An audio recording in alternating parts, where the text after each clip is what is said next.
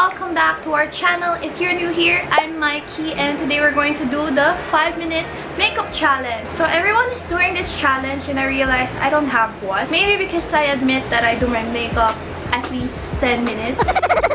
I think this might be helpful for you if you're going to have sudden errands, biglaang mamamalengke or biglaang groceries or biglaang date, yun ng ka-quarantine mo. I don't know.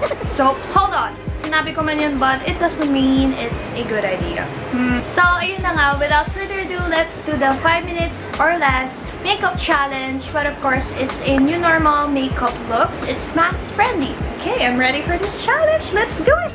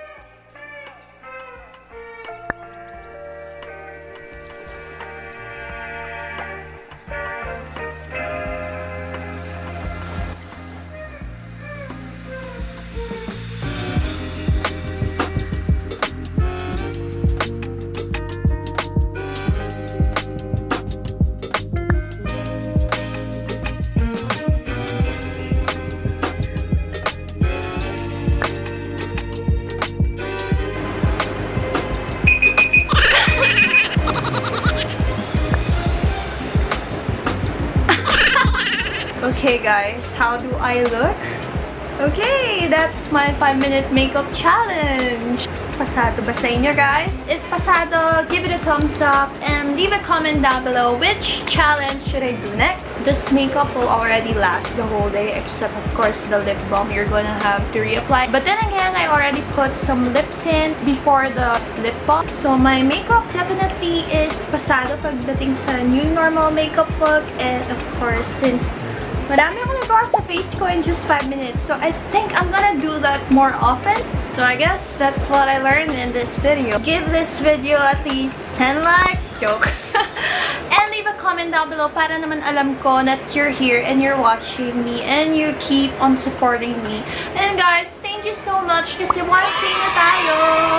So don't forget to subscribe and hit that bell button so that you would be notified every time I post new videos. So we post new videos here on this channel at least 2 times a week. You know what guys?